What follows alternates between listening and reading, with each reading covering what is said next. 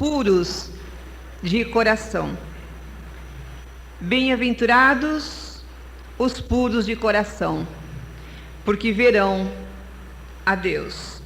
Foi a promessa de Jesus, o Cristo.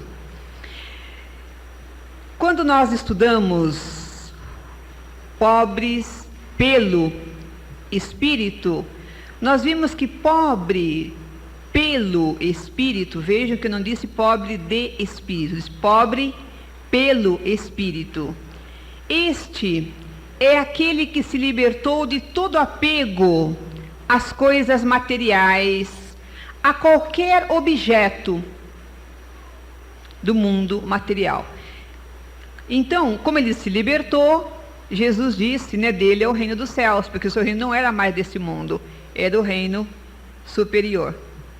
Já o puro de coração é aquele que não só se libertou dos objetos externos, quer dizer, que estão fora dele, mas também se libertou do seu sujeito interno. Vejam a diferença. Pobre pelo Espírito é que se libertou das coisas que estão fora dele.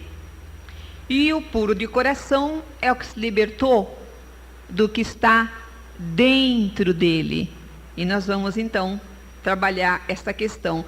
O que é que está dentro dele? É aquela pessoinha, a persona, o ego, que ele idolatrava. Não é assim? Nós não idolatramos a nossa personalidade? E essa, a tal ponto, ele idolatrava a sua personalidade, que ele a confundia com o seu eu verdadeiro. Não é assim que nós somos? O eu verdadeiro é o nosso espírito eterno. E nós não nos visualizamos enquanto espíritos eternos. Nós achamos que somos esta pessoinha aqui do mundo visível. Então, hoje, a maioria de nós morre e mata pelo que nós achamos que nós somos. E nós não somos só isso. Eu costumo explicar isso de uma maneira muito singela, dizendo assim, que tem a Marli e a Marlizona. Quer dizer, a Marli sou eu, essa que vocês veem aqui, com essa aparência, com esses caracteres de personalidade que vocês conhecem, até o ponto que eu desejo que vocês conheçam, porque a gente só conhece a pessoa aquilo que ela deixa transparecer.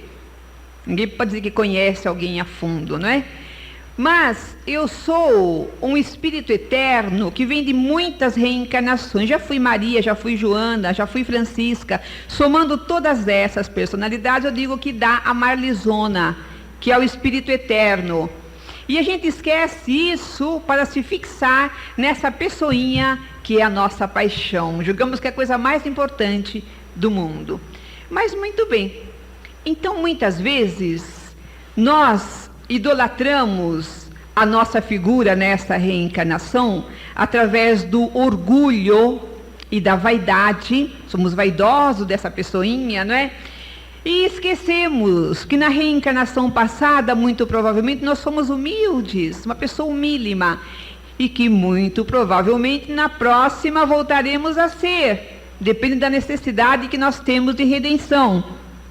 E nós temos, muito rapidamente, falamos já recentemente, de um texto muito bonito de Humberto de Campos, onde ele fala de uma irmã que teve muitas reencarnações em que ela é do próprio ego idólatra. Ela idolatrava a si mesma. Ela era mais bonita, mais prendada, os seus filhos os mais bonitos, o marido, tudo ela trazia ali, não é, no seu controle. E ela precisou, depois que eles foram subindo e ela não conseguia subir, porque ela não se visualizava enquanto espírito eterno, ela teve que reencarnar, extremamente mal apessoada, né, uma figura difícil, e com 4 filhos, um aleijado, outro leproso, outro cego, outro completamente paraplégico, para que, não tendo mais motivo para cultivar o orgulho, ela pudesse subir. E ela diz que aquela foi uma das suas, ou talvez a melhor das suas reencarnações. Então, se a gente não consegue hoje nos desligarmos do nosso ego, nós vamos ter que voltar humílimos na próxima oportunidade. Então, é muito comum na nossa visão limitada confundirmos o nosso pequeno ego físico com o espírito eterno. E é tão curioso, nós dizemos assim: o meu espírito, como se esse corpinho material possuísse, fosse ele o dono do espírito. E não é. Eu, espírito, digo, o meu corpo, eu, espírito eterno, sou dona deste corpo. Ele é meu instrumento, e não o corpo que é dono do espírito, como nós muitas vezes colocamos, não é?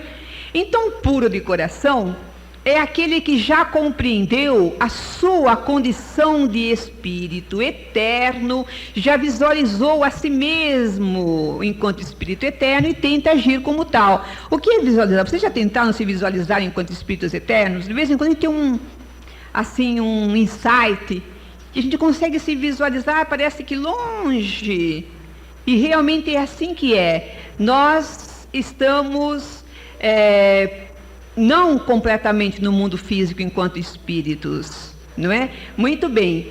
E agir como tal, o que seria? É estar desapegado mesmo dessas coisas materiais, porque nós ligamos tanto para as coisas pequeninas, como diz o Evangelho, que faz a nossa delícia e não tem nenhum valor para nós quando daqui saímos.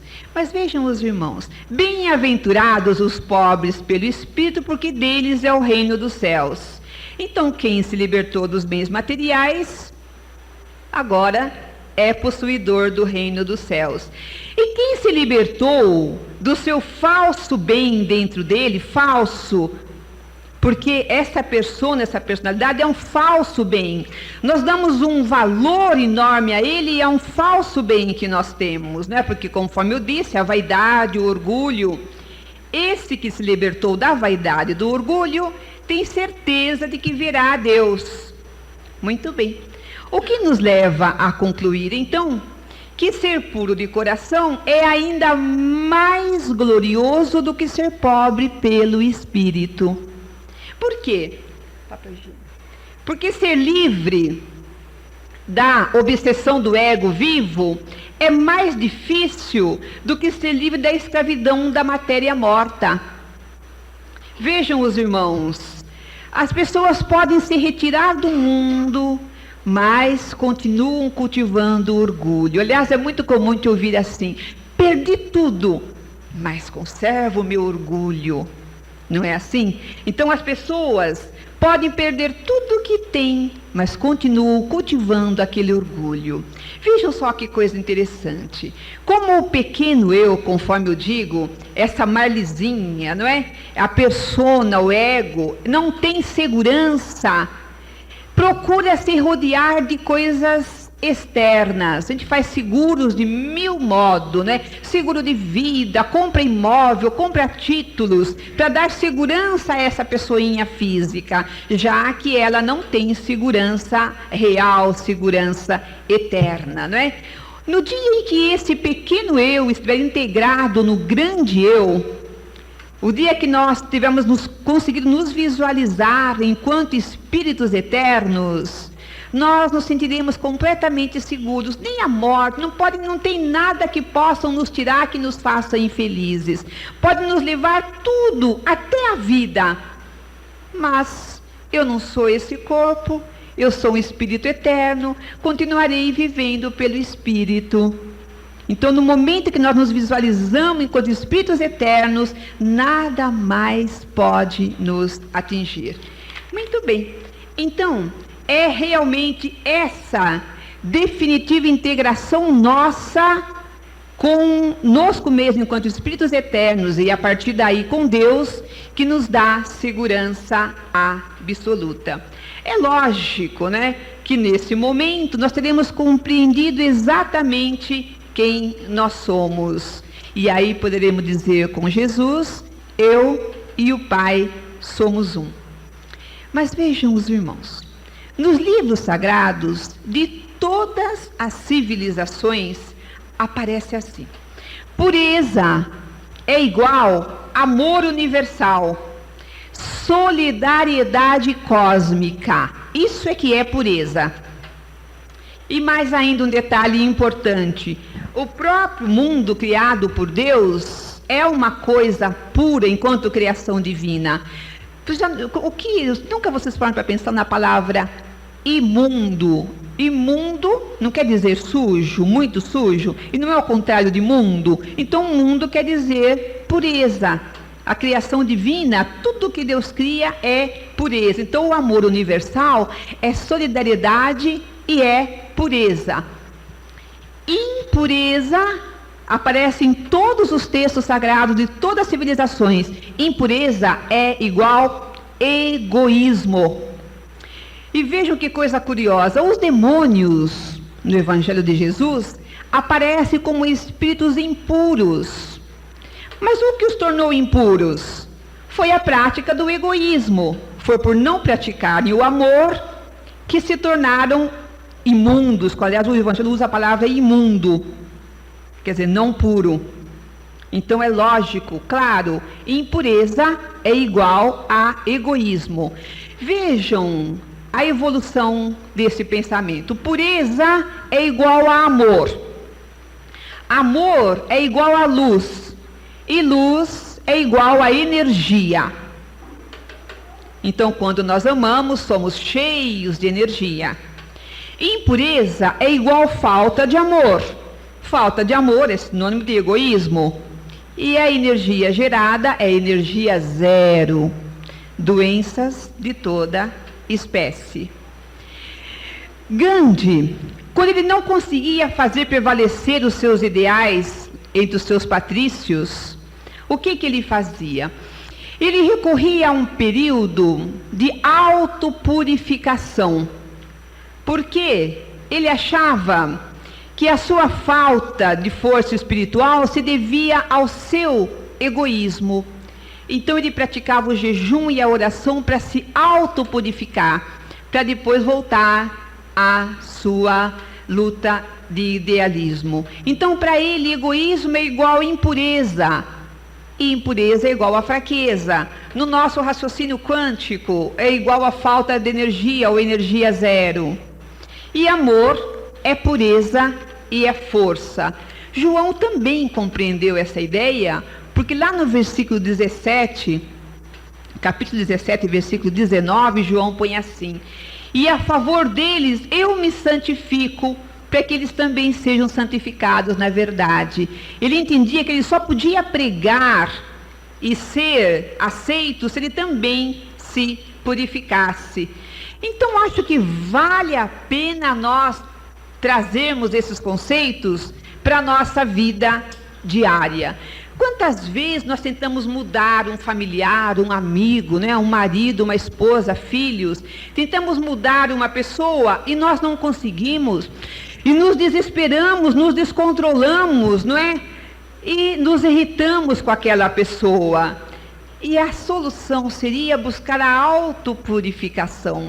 Quando nós deixássemos aquela pessoa e cuidássemos de mudar a nós mesmos, porque quantas vezes a gente falou sobre isso? Eu não posso mudar ninguém, eu só posso mudar a mim mesmo. Quando eu cuidasse de mudar a mim mesma, automaticamente, pelo exemplo, iria mudar os outros. Porque a palavra arrasta e o exemplo conduz. Então é muito bom que nós guardemos esses ensinamentos. Mas é curioso notar como, né, uma parte que a igreja tradicional, quando fala de impureza, ela coloca apenas isso atribuído aos abusos sexuais, não é? E tanto os abusos sexuais, é claro, fazem parte do egoísmo humano e trazem amargas consequências às pessoas imprevidentes. Mas não é o único. nem mesmo a principal zona de egoísmo ou de impureza. E vejam que curioso, a palavra adúltero ou adúltera, que o Evangelho usa para pessoas que têm transgressões de ordem sexual, deve ser aplicada a todas as zonas da vida, inclusive um vinho onde se coloca água é um vinho adulterado, não é assim? Então não é só nessa área onde a igreja situou por um deslize, ao meu ver, dos pais da igreja, que por optarem pelo celibato, passaram a ver o sexo como uma coisa pecaminosa. Até inventaram lá um dogma do pecado original, não é? Porque eles consideravam o sexo pecado. E nós olhamos o sexo como uma porta a porta biológica para a nossa evolução. Apenas que devemos santificá-lo, mas não rebaixá-lo à condição de coisa impura. Mas muito bem, o egoísta ou impuro não pode ver a Deus, claro, que é amor puríssimo. Da mesma forma que o seu egoísmo o impede de visualizar o seu próximo. Ele não visualiza a Deus, ele, claro, também não pode visualizar o seu próximo. E é tão lógico esse raciocínio, né? Jesus disse primeiro: há 2 mandamentos principais: ama a Deus sobre todas as coisas e ao teu próximo como a ti mesmo. E Paulo dizia assim: aquele que diz que ama a Deus, mas aborrece o seu irmão, é mentiroso. Porque como é que você pode amar a Deus a quem não vê e aborrecer o seu irmão que vê? Então, isso é uma falta de amor. E esse raciocínio de Paulo se assenta numa lógica absoluta. Pois aquele que não consegue amar o seu próximo, de alguma forma ainda é egoísta. E o egoísmo equivale a uma cegueira mental. Olha que coisa dolorosa. O egoísmo equivale a uma cegueira mental. Entre o Deus amor e o homem egoísta, se ergue como que uma muralha opaca que intercepta a luz divina.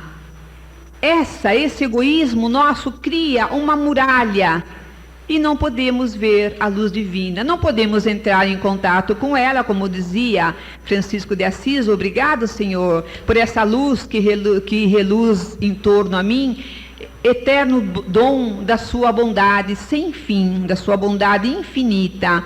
Então não conseguimos entrar em contato com essas energias por causa dessa muralha que nós colocamos entre nós e a energia divina, e aí começamos a enfraquecer.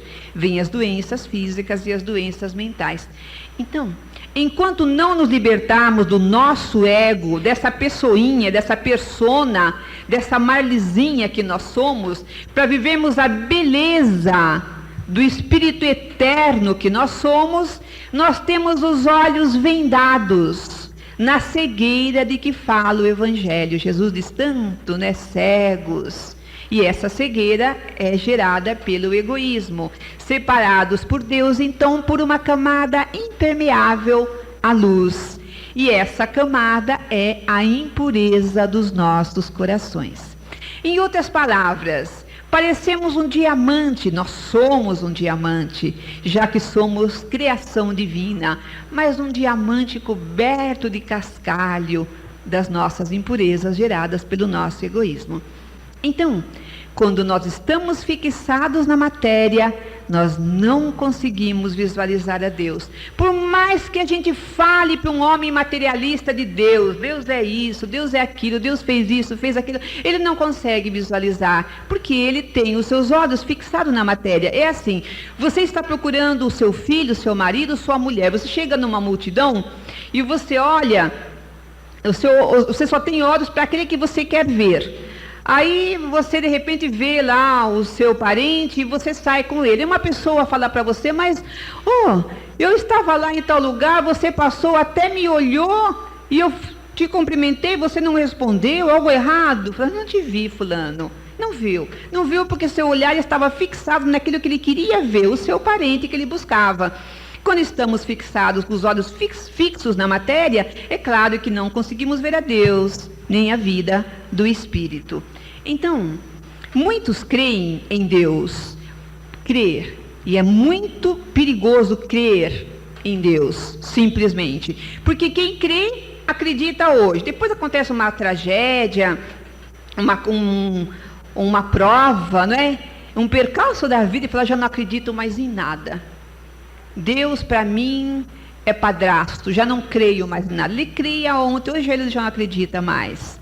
Então, crer é muito bom, mas como um passo, logo em seguida, nós temos que passar a buscar ver a Deus. Porque aquele que tiver visualizado Deus, nunca mais o esquece. E ele visualiza Deus a si próprio e no seu próximo. Bom, essas colocações que fizemos até aqui, nos mostram que, se para a grande maioria de nós é difícil realizar a pobreza de espírito, é difícil nos largarmos daquelas coisas que fazem as nossas delícias, aquelas propriedades pelas quais matamos e morremos, muitos de nós. Se é difícil realizar a pobreza de espírito, é ainda muito mais difícil realizar a pureza de coração. Vejamos só, abandonar as coisas materiais é deixar algo que na realidade não faz parte de nós. Nós não nascemos com aquilo não faz parte de nós, não é? Não está dentro de nós.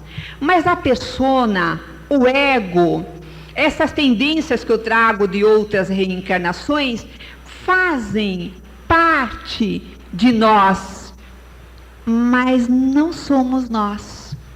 Aí você vai dizer, mas eu trouxe da minha outra reencarnação, por exemplo, o meu orgulho, o meu egoísmo, da minha arrogância, não faz parte de mim? Não. Num determinado momento da minha escalada evolutiva, me tornei arrogante, me tornei orgulhosa, mas vou ter que tirar aquilo.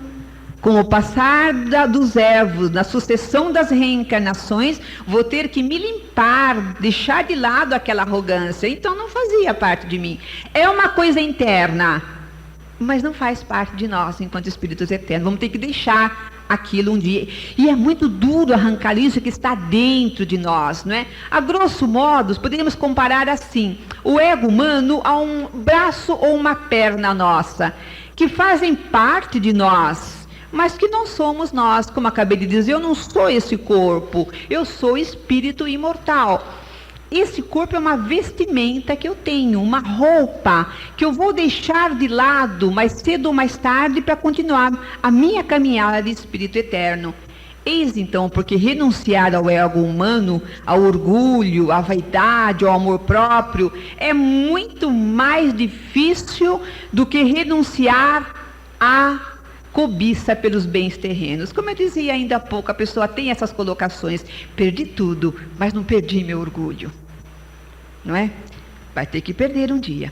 Então, para a nossa mentalidade materialista, renunciar ao orgulho, ao amor próprio, à vaidade, é como que a morte. Não é assim? A pessoa sente que morreu. Se eu tiver que renunciar a isso, para mim vai ser a morte.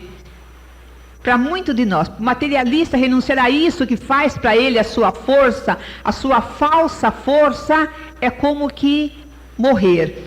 E é verdade, é mesmo uma morte, porque disse Francisco de Assis, é morrendo que se nasce para a vida eterna. É claro que ele não estava falando da morte física, porque morrer o corpo, morre todo mundo, não é verdade? Então, se morrer, inclusive essa é uma concepção errada nossa, se morrer significa ir para o céu, então todo mundo ia, e não é verdade. Morrer não é passaporte para a perfeição. Nós temos que desenvolver as nossas qualidades na vida no dia após dia, na nossa vida. Muito bem, mas essa morte é indispensável para a ressurreição, para a vida eterna. Se nós não tivermos essa morte das coisas materiais, nós nunca renasceremos para a vida eterna. Na linguagem de Paulo, é matar o homem velho para fazer nascer o homem novo. É necessário que o homem sofra tudo que ele tem para sofrer para entrar na sua glória. Jesus disse, nos últimos tempos da sua estada na terra, em conversa com os amigos, agora é preciso que o Filho do Homem vá a Jerusalém, onde será espancado, onde será torturado e morto, para que ele entre na sua glória, para que ele entre na sua glória. Nós temos no nosso gosto de procurar facilidades, nós queremos que Jesus morreu na cruz, nos lavarmos com o seu sangue, conforme colocam alguns segmentos religiosos, e está tudo bem. Basta acreditar que a gente também embarca na glória dele. Não é assim. Ele disse para ele entrar na sua glória. Nós vamos ter que passar pelos nossos sofrimentos para nós entrarmos na nossa glória. Como Jesus ressurgiu dos mortos, nós também vamos ter que ressurgir quando nós tivermos conseguido matar esses sentimentos negativos dentro de nós. Então, na verdade, essa nossa dificuldade em renunciar ao ego humano, quer dizer, ao orgulho, à vaidade, reside na ilusão em que vivemos mergulhados, fundo nessas ilusões do mundo material. Por que eu digo que é ilusão? Porque eu tenho certeza que isso é ilusão. Por que podemos ter essa certeza? Porque é transitório. Lembra quando nós falamos sobre realidades eternas? O que é realidade eterna? É aquela que não passa nunca. É aquela que se comprova no dia a dia. Vaidade, ilusão, vaidade e egoísmo são ilusões. Passam um dia a parte de nós que só nos infelicitaram. Se não são eternas, são ilusão. E nós damos tudo por esse mundo de ilusão. Mas vejam só. Jesus, que conhece os caminhos da nossa destinação, visualiza o nosso destino, passado, presente e futuro. Ele sabe para onde nós caminhamos. Nós colocamos isso numa colocação, num exemplo assim muito clarinho. Ele está na 4ª dimensão, na dimensão do espírito, nós estamos na 3ª. Então, é como se ele estivesse no alto de um prédio, e ele olha para baixo e visualiza tudo. E sabe, por exemplo, que nós vamos caminhar nessa direção, ali vamos encontrar um perigo, mais à frente vamos encontrar oportunidade, porque ele está visualizando lá de cima, lá da 4ª dimensão. Então ele sabe qual é a nossa destinação, né? Quando nós tivermos ultrapassado essa ilusão da cegueira interior. E ele fala assim, ele nos recomenda nesse momento que coloquemos a nossa luz sobre o alqueire, não é? Não coloque a luz debaixo do alqueire, ele diz. Coloque a luz sobre o candelabro, para que ilumine tudo que estiver à sua volta. Um pouco mais adiante ele vai acrescentar assim: assim, brilhe a vossa luz perante os homens, para que vejam as vossas boas obras e glorifiquem vosso Pai que está nos céus. Nesse estágio de brilhar a nossa luz e glorificarmos a Deus, já é um momento que estaremos a caminho da nossa cristificação, porque nós fazemos qualquer coisinha que fazemos, achamos que somos nós que fazemos. Aliás, quando um jovem iniciado britânico pergunta, não é, a Gandhi o que ele deveria fazer para fazer maravilhas como Cristo fez, ele diz: basta que você nunca pense que foi você que fez. Não era assim que Jesus fazia? Meu Pai que está nos céus é quem obra essas maravilhas. Sempre era meu Pai. Ele nunca puxou para si as suas realizações, porque ele já era o Cristo. Não é? Então, quando nós estivermos nessa caminhada, nós vamos glorificar a Deus que está nos céus. Mas muito bem, agora vocês vejam aonde eu estou querendo chegar com essa série de raciocínios. Na verdade mesmo, essa foi a bem-aventurança sobre a qual eu tive mais dificuldade em escrever. E parei de um certo ponto para meditar sobre ela, porque estava tendo essa dificuldade. E aí cheguei à seguinte conclusão, como aliás isso aplicaria-se à grande maioria de nós, aos médiuns principalmente. Pobre pelo espírito. Se você perguntar a qualquer um dos médiuns se ele quer muito dinheiro, ele vai dizer assim: muito dinheiro não preciso, eu gostaria de ter dinheiro para educar meus filhos, para encaminhá-los na vida, é só o que eu preciso. Isso feito, preciso mais da minha paz de espírito, cuidar da minha mediunidade. Se você for tomar os médiuns como referência, a grande parte de nós, você vai ver que as pessoas são misericordiosas, elas têm vislumbre de misericórdia. Elas já conseguiram começar a visualizar essa questão. Tanto é que nós servimos 300 crianças com material escolar. Há uma misericórdia nascente nos corações. Se você for olhar, as pessoas estão muito mais mansas, a dor fez com que elas se dulcificassem. Há uma mansidão muito maior hoje em dia, em contraste com ainda algumas feras. Jesus disse: vos mandarei como ovelhas no meio dos lobos. Então, se você olha para tudo isso, bem-aventurados os que choram. Como é que nós estudamos isso? A alegria pura, a alegria doce e a alegria ruidosa. Para a grande parte da nossa cidade, os médiuns são tristes, porque eles optaram por num sábado à noite, estar dando passe. Outros querem estar num baile. Então, eles optaram por ser aqueles que choram, mas o choro que leva à redenção. Então, as outras bem-aventuranças, a gente conseguiu dar como que muito palidamente vislumbrá-las. Mas a pureza de coração parece que está longe de nós. Por quê? Exatamente porque as bem-aventuranças vêm num crescendo. E nesse momento era o momento de ver a Deus. Ver a Deus realmente é uma tarefa muito complicada. Aí me lembrei desse conceito de Gandhi, que acabei incluindo no nosso pequenino trabalho, que era necessário, quando não se estivesse conseguindo fazer uma coisa que se paute pelo idealismo, que seja dos níveis superiores da vida, de nos purificarmos a nós mesmos. Então optei pela meditação, pela prece, intensifiquei a conversa com Jesus, para tentar, de alguma forma, visualizar o que seria a pureza de coração, realmente, né, nessa dificuldade que paira sobre todos nós. Então, cheguei a esse seguinte raciocínio. Vejam só, nós temos 4 elementos na natureza: a água, o ar, a terra e o fogo. O fogo é uma forma de luz, não é? E a luz é uma forma de energia.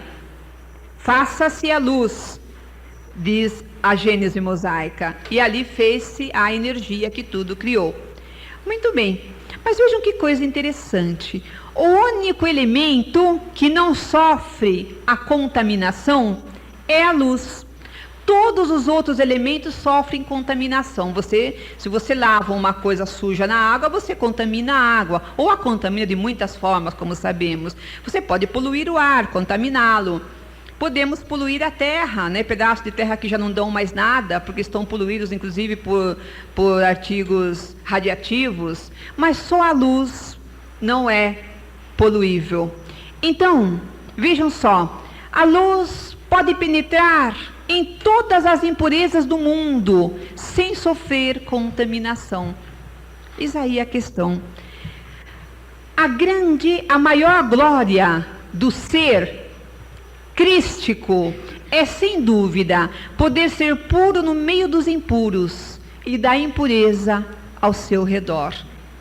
É quando nós conseguimos isso, sermos puros no meio dos impuros, como Jesus foi, que ele dizia: eu prefiro os doentes, eu quero estar com aqueles que precisam de mim. Os sãos não precisam de médico. E diz que a multidão o perturbava, mas ele não se perturbava na multidão, porque ele era a luz perfeita que veio ao mundo. Então, isso de não se conspurcar é o máximo da invulnerabilidade, da imunidade psíquica. É quando nós só atingimos isso quando atingimos a pureza de coração, que nada mais puder nos contaminar. É lógico esse raciocínio, porque somos tão vulneráveis, dando tanta abertura aos nossos obsessores. Por que temos tanta necessidade de ir para a ficha azul? Por que chegamos aqui perturbados, atormentados? Por quê? Exatamente por causa das impurezas que estão dentro de nós.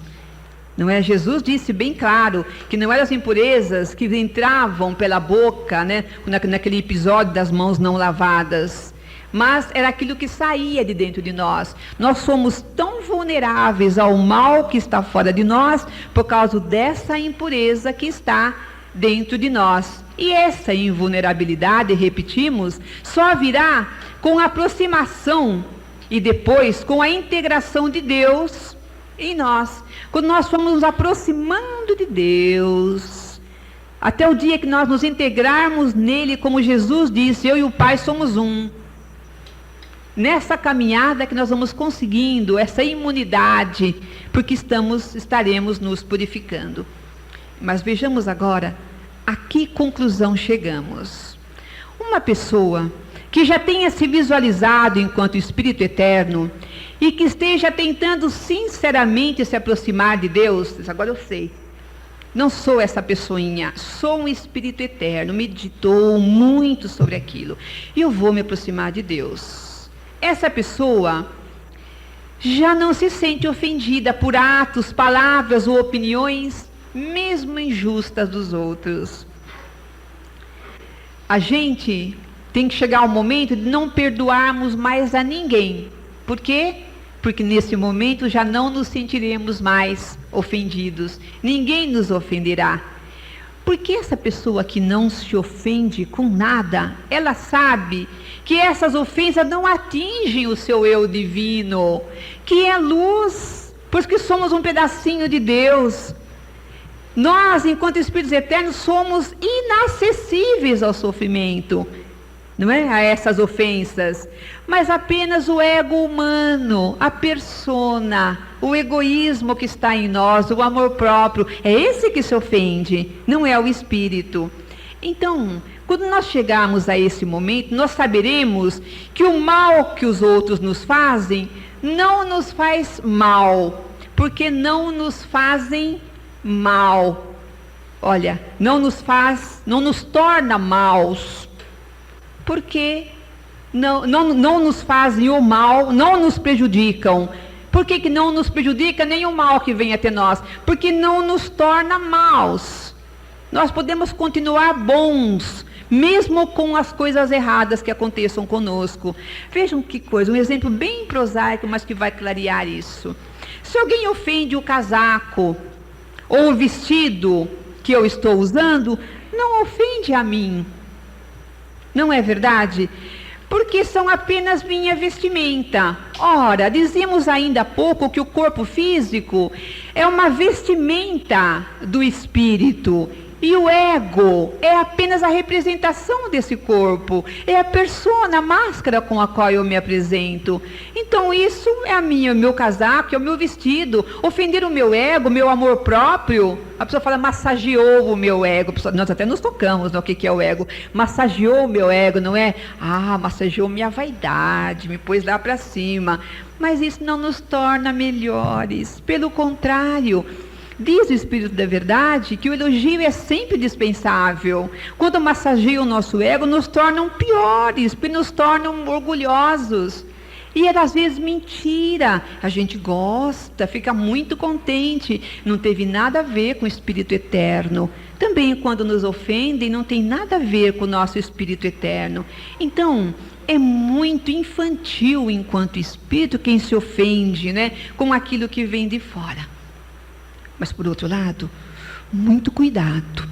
Cuidado porque podemos ser ofendidos, podemos ser feridos, e profundamente feridos, quando aquilo vem de dentro, que vem do nosso ego. Ainda as palavras dele, não é o que entra que nos faz mal, mas o que sai da nossa boca.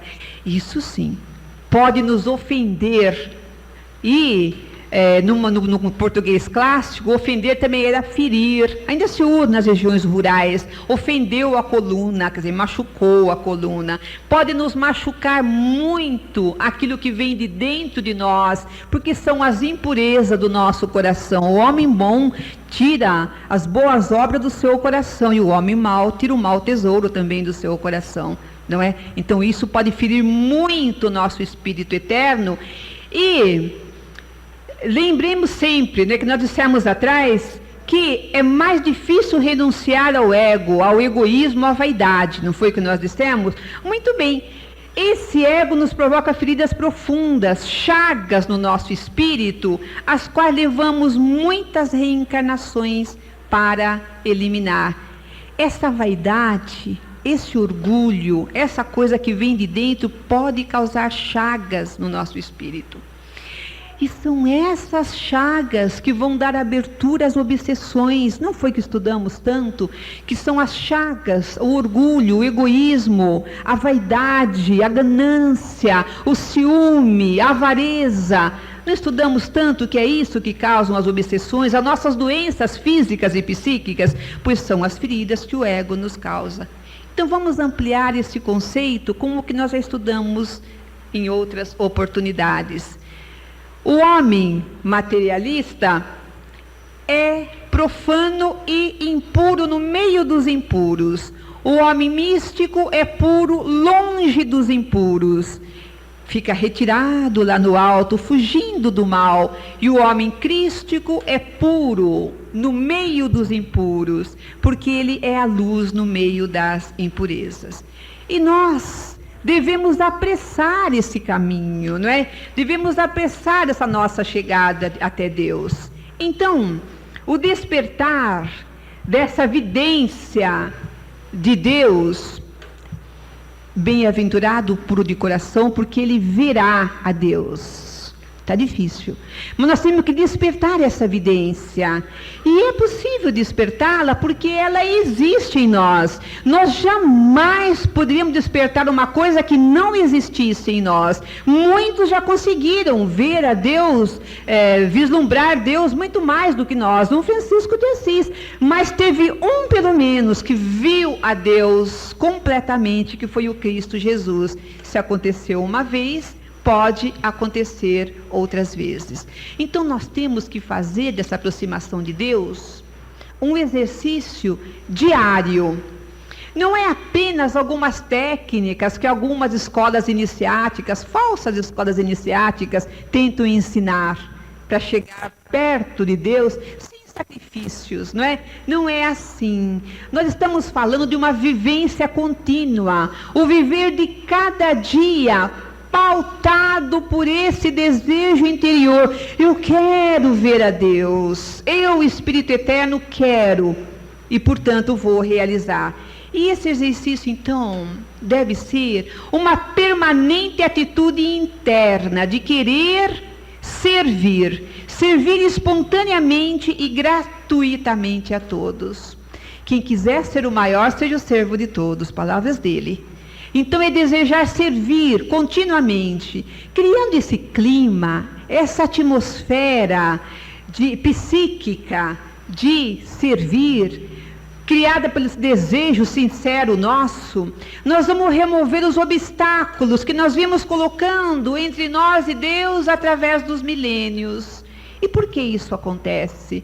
Porque diminui gradualmente o nosso egoísmo. Cada vez que servimos, diminui o egoísmo, vai diminuindo, e aumenta a solidariedade. Impureza é a falta de amor, pureza é amor, luz e energia. Resultado, então, aumento da nossa luz. Quando a nossa luz for tão grande, que ela possa brilhar, que Jesus vai ser a luz do mundo, que nos glorifique, aí então aquela muralha que eu falei ainda há pouco, ela vai se tornar cada dia mais transparente, permitindo-nos a visão da luz de Deus. E nesse dia então seremos bem-aventurados, porque teremos visto a Deus. Vamos orar.